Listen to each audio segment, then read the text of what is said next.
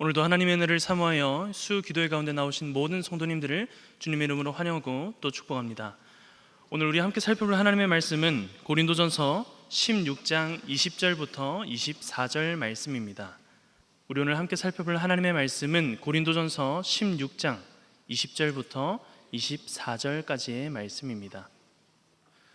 다 찾으신 줄로 알고 고린도전서 16장 20절부터 24절의 말씀을 우리 다 함께 한 목소리로 읽도록 하겠습니다. 모든 형제도 너희에게 문안하니 너희는 거룩하게 입맞춤으로 서로 문안하라. 나 바울은 친필로 너희에게 문안하노니 만일 누구든지 주를 사랑하지 아니하면 저주를 받을지어다. 우리 주여 오시옵소서. 주 예수 그리스도의 은혜가 너희와 함께하고 나의 사랑이 그리스도 예수 안에서 너희 무리와 함께할지어다. 아멘. 저는 오늘 여러분들과 함께 읽은 고린도전서 16장 20절부터 24절의 말씀을 통해 그리스도인의 인사라는 제목으로 말씀의 은혜를 나누고자 합니다.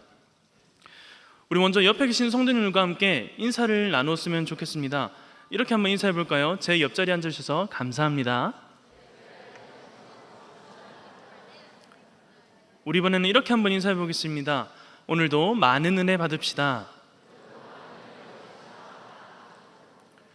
이번에는 인사 멘트를 드리지 않겠습니다. 자유롭게 우리 앞에 계신 분, 뒤에 계신 분, 옆에 계신 분들과 자유롭게 한번 인사를 나눠주시길 바랍니다.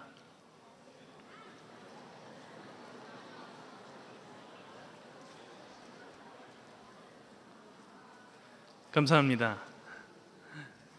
사랑하는 성도 여러분, 이렇게 인사로 시작을 하니 분위기가 한층 더 훈훈해진 것 같습니다. 조금 전 어떤 인사들을 나누셨었나요? 정말 다양하고 많은 인사들을 나누셨을 걸로 생각이 됩니다.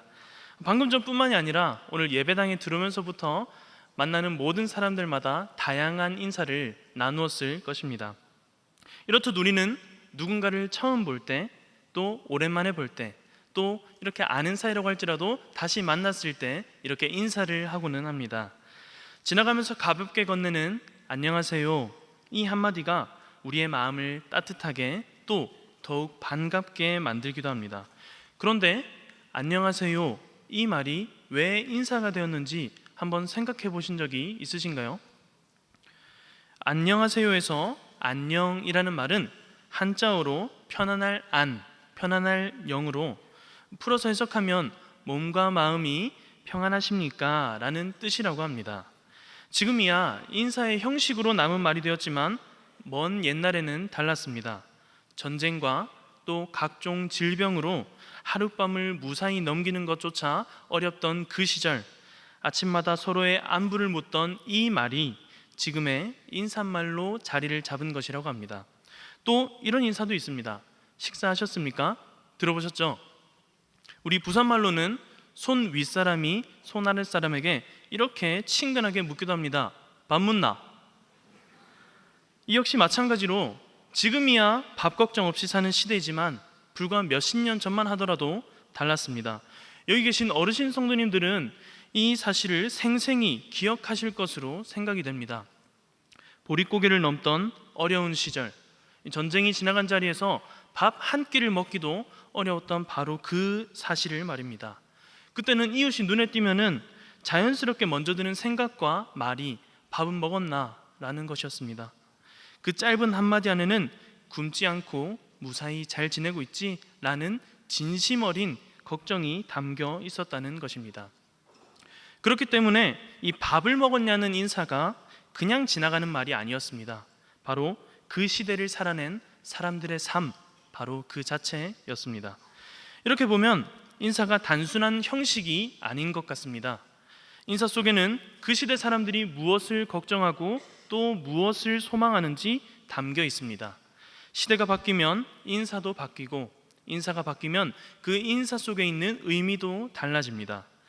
그렇다면 성도 여러분, 성경 속 하나님의 백성들은 어떤 인사를 나누었을까요? 그리고 그 인사에는 어떤 의미가 담겨 있었을까요? 오늘 주어진 본문을 통해 함께 그 인사들을 살펴보고 또 이 시대를 살아가는 그리스도인으로서 우리는 어떻게 인사해야 할지 함께 살펴보고자 합니다. 먼저 첫 번째로 살펴볼 인사는 이스라엘 백성들이 오랜 세월 나눈 인사 샬롬입니다. 우리 한번 이렇게 인사해 볼까요? 샬롬. 오늘날 교회에서도 자주 쓰이고 또 많은 곳에서도 쓰이지만 이 이스라엘에서는 여전히 지금도 만나면 반갑다고 샬롬, 헤어질 때도 아쉽다고 뽀뽀뽀가 아니고 샬롬, 이렇게 만났을 때 헤어질 때 샬롬 이렇게 인사를 한다고 합니다. 그런데 이 샬롬, 우리말로는 평화라고 번역을 하기도 하는데 이 샬롬이라는 말이 우리가 생각하는 평화 그 자체보다 훨씬 더 깊고 넓은 뜻을 품고 있습니다. 이 평화, 샬롬은 단순히 싸우지 않는 상태, 아무 일 없이 조용한 상태를 의미하는 것이 아닙니다. 그 본래의 뜻은 안전함, 완전함, 충만함입니다. 하나님과의 관계, 이웃과의 관계가 완전하고 몸과 마음의 부족함이 없이 충만한 상태, 그것이 샬롬입니다. 깨어진 것이 고쳐지고 끊어진 것이 다시 이어지는 것, 그것이 샬롬입니다. 하지만 놀라운 사실이 하나 있습니다. 이스라엘 백성이 이 샬롬을 가장 간절하게 주고받았던 때가 언제인지 아십니까? 뜻밖에도 가장 평화롭지 않았던 시절이었습니다. 전쟁이 끊이지 않던 시절, 아수르와 또 바벨론에게 포로로 끌려가서 고향을 잃었던 시절, 나라를 잃은 그 서름으로 이방 나라의 압제 아래에서 신음을 하던 바로 그 시절이었습니다. 평화가 없는데 평화를 빈다는 것, 생각해보면 참 이상합니다. 하지만 바로 그 자리에 샬롬의 깊은 뜻이 숨겨져 있습니다. 서로를 향하여 샬롬이라고 인사하는 것은 그저 가벼운 안부를 넘어서 지금 우리의 현실은 이렇게 힘들지만 나는 당신에게 하나님의 온전하심이 임하기를 기도합니다 라는 이런 축복의 고백이었던 것입니다. 이 샬롬의 정신은 오늘 우리 본문에도 그대로 흐르고 있습니다. 오늘 본문 16장 20절을 보게 되면 바울은 성도들에게 이렇게 권합니다. 너희는 거룩하게 입맞춤으로 서로 문안하라. 여기서 이 서로 문안하라는 말씀은 이 샬롬과 직접적인 그 연관성을 가지지는 않지만 샬롬의 뜻을 계승하고 있습니다. 예배 공동체 안에서 서로를 향해 당신에게 하나님의 평화가 임하기를 하고 진심으로 빌어주라는 것입니다. 이 여러 당파로 갈등하던 고린도 교회를 향하여 거룩함 입맞춤으로 문안하라는 것은 교회 공동체가 하나님의 평화 안에서 온전하여지라는 이 사도 바울의 당부였던 것입니다. 사랑하는 성도 여러분, 그렇다면 이 샬롬이 오늘 우리에게는 어떤 의미일까요? 우리가 교회 주차장에서 또 예배당 문 앞에서 조금 전 옆자리에서 나눈 우리의 인사가 만약 샬롬으로 바뀐다면 어떨까요? 그냥 입에서 흘러나오는 안녕하세요를 넘어서 당신이 하나님 안에서 온전하기를 진심으로 바랍니다, 이런 마음이 담긴다면 말입니다. 그때 우리의 인사는 더 이상 습관이 아니라 기도로 바뀔 것입니다. 한마디의 인사가 누군가에게는 축복이 되고 누군가에게는 위로가 되고 누군가에게는 회복의 통로가 될 것입니다. 지금 우리 곁에도 겉으로는 웃고 있을지 모르지만 이 속으로는 웃고 계시지 못한 분들이 계실지도 모릅니다. 그분에게 건네는 우리의 진심 어린 인사 한마디가 이스라엘 백성들이 고난 중에 서로에게 빌어주던 샬롬처럼 큰 힘이 될 수 있습니다. 우리의 인사가 그렇게 하나님의 평화를 전하는 샬롬의 축복이 되기를, 그리하여 서로를 온전하게 세워가는 저와 성도님들이 되시기를 축복합니다. 그런데 성경에는 이 샬롬과 더불어 또 하나의 귀한 인사가 있습니다. 고난의 시대에 평화를 빌던 인사가 샬롬이었다면 이것은 핍박의 시대에 소망을 붙들던 인사였습니다. 두 번째로 살펴볼 인사는 바로 마라나타입니다. 이번에는 시대를 옮겨서 초대교회로 한번 가보겠습니다. 예수님께서 부활하시고 승천하신 이후 사람들이 하나 둘 모이기 시작하고 이제 초대교회에 그 교회를 이루기 시작합니다. 하루에도 수천 명씩 모여들기 시작하고 수천 명씩 세례를 받으며 교회를 이루어갑니다. 하지만 그 초대교회의 영광과 달리 이 자신의 것을 나누며 하나가 되던 그 공동체가 살아가던 그 시대는 바로 로마 황제가 박해하던 시대였습니다. 예수를 믿는다는 이유 하나로 가진 것을 다 빼앗기게 되고 원형 경기장 속에서 조롱거리와 또 굶주린 사자들의 밥이 되기 일쑤였습니다. 그야말로 내일을 기약할 수 없는 시대였습니다. 바로 그런 상황에서 성도들이 서로 붙들며 하던 인사가 바로 이 마라나타였습니다. 마라나타는 아람어로 우리 주여 오시옵소서라는 뜻입니다. 죽음이 코앞에 와 있는 이 두려운 현실 속에서 그들은 서로를 향해 이렇게 인사했습니다. 마라나타, 주님이 오십니다. 그러니 조금만 더 견딥시다. 곧 우리 주님이 오십니다. 이렇게 말이죠. 이 마라나타 인사는 오늘 본문 22절, 이 개역개정 성경에서는 우리 주여 오시옵소서라고 번역이 되어 있습니다.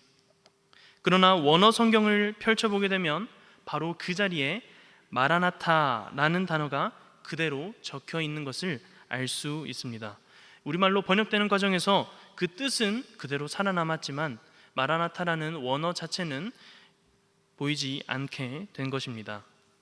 단 두 음절, 짧은 인사이지만 그 안에 담긴 신앙은 참으로 깊습니다. 마라나타라고 고백하는 성도들은 이렇게 말하고 있는 것입니다. 우리는 지금 이 세상에 완전히 속한 사람들이 아닙니다. 우리는 주님을 기다리는 사람들입니다. 박해가 몰아치고 고난이 밀려와도 이 세상이 전부가 아니라고 확신합니다. 예수님께서는 반드시 다시 오실 것이고 그분이 모든 것을 완성하실 것입니다. 라는 이러한 소망 말입니다. 그것이 마라나타에 담긴 고백이었습니다. 죽음 앞에서도 그들의 신앙이 흔들리지 않을 수 있었던 이유였습니다. 또 그들이 고백할 수 있었던 그 이유 중에 하나는 이미 무덤을 이기시고 부활하신 그리스도를 기다린 사람들이었기 때문입니다. 사랑하는 성도 여러분, 그렇다면 이 마라나타가 오늘 우리에게는 어떤 의미일까요? 지금 우리가 사는 세상도 결코 평탄하지 않습니다. 요즘 뉴스를 보면 마음이 참으로 어지럽죠. 하나님께서 우리에게 주신 이 자유민주주의가 흔들리고 아시다시피 누구보다 공정해야 할 기관이 흔들리고 있습니다. 그리고 그 공격의 화살은 교회가 세운 대안학교에게로 쏟아지고 있습니다. 그저 걱정 없이 편안하게 살아가기도 벅찬 이 대한민국 현실 가운데서 신앙을 지키며 산다는 것이 점점 더 버거운 현실로 다가오고 있습니다. 그러나 바로 여기서 우리는 이 마라나타의 정신이 필요합니다. 세상은 자꾸만 혼란스러워지고 우리가 살아가는 목적과 의미는 이 훼손되어져 가는 자유민주주의처럼 희미해져만 갑니다. 하지만 초대교회 성도들의 인사, 이 마라나타는 이 세상의 혼란과 감추인 모든 것을 드러내시고 모든 불의를 바로잡으실 의로운 왕, 우리 주님께서 반드시 다시 오실 것이라는 소망을 이야기하는 것입니다. 그러니 이번 한 주를 살아가시다가 마음이 무겁고 지치는 순간이 찾아올 때 조용히 이 한마디를 마음에 새겨보시길 바랍니다. 마라나타, 우리 주여 오시옵소서. 이 세상이 끝이 아닙니다. 우리에게는 반드시 오실 주님이 계십니다. 주님께서 세세토록 왕노릇할 새 하늘과 새 땅이 약속대로 올 것입니다. 이 소망을 굳게 붙들고 때로는 불합리하게 느껴지는 이 우리의 현실 속에서도 흔들리지 않고 살아가는 저와 성도님들이 되시기를 소망합니다. 평화를 비는 샬롬과 주님을 기다리는 마라나타, 이 두 인사에 대해서 알아보았습니다. 그렇다면 오늘날을 살아가는 우리는 과연 어떻게 인사하며 살아가야 할까요? 샬롬과 마라나타, 이 두 인사 가운데 우리가 어떻게 살아내야 할지 그 해답을 오늘 본문의 마지막 구절이 보여줍니다. 본문 23절과 24절을 제가 읽어드리도록 하겠습니다. 주 예수 그리스도의 은혜가 너희와 함께하고 나의 사랑이 그리스도 예수 안에서 너희 무리와 함께 할지어다. 아멘. 바울은 고린도전서의 이 편지를 마무리하면서 이렇게 작별 인사를 남깁니다. 이 짧은 문장에서 바울은 여기에 샬롬을 담았습니다. 은혜와 사랑 그리고 함께함. 이것이 바로 서로를 향한 평화의 축복 샬롬입니다. 그리고 동시에 마라나타도 담았습니다. 그리스도 예수 안에서, 곧 다시 오실 그 주님 앞에서 라고 이야기합니다. 샬롬과 마라나타, 우리가 지금까지 살펴본 이 두 인사가 바울의 마지막 인사 한 문장 안에 나란히 압축되어 있는 것을 볼 수 있습니다. 여기서 우리가 꼭 붙들어야 할 사실이 하나 있습니다. 그리스도인들의 삶은 이 둘을 동시에 살아간다는 사실입니다. 둘 중 하나만 가지고는 우리의 신앙이 온전해지지 않습니다. 샬롬만 있고 마라나타가 없으면 이 세상에 안주하게 될 것이고, 마라나타만 있고 샬롬이 없으면 이 현실을 도피하게 됩니다. 그렇다면 이 두 인사는 결국 어디에서 완벽한 균형을 이룹니까? 바로 바울이 고백한 것처럼 그리스도 예수 안에서입니다. 샬롬의 평안도 마라나타의 소망도 그 중심에는 오직 예수 그리스도가 계십니다. 우리의 진정한 평화와 소망은 우리를 둘러싼 환경에 있지 않습니다. 오직 그리스도 한 분이십니다.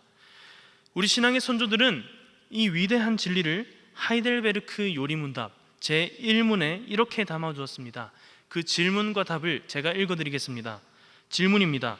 사나 죽으나 당신의 유일한 위로는 무엇입니까? 그 대답은 이렇습니다. 사나 죽으나 나는 나의 것이 아니요 몸도 영혼도 나의 신실하신 구주 예수 그리스도의 것입니다. 그렇습니다. 사나 죽으나 우리는 주님의 것입니다. 그리스도만이 우리의 유일한 위로이시기에 우리는 오늘을 평화롭게 살고 내일을 담대히 소망할 수 있는 것입니다. 그렇다면 우리는 어떻게 살아야겠습니까?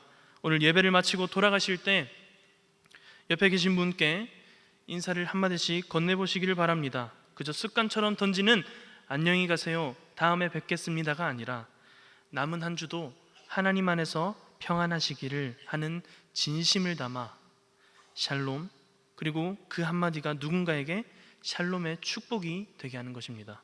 그리고 이렇게 인사해 보는 겁니다. 마라나타, 우리 주여 오시옵소서.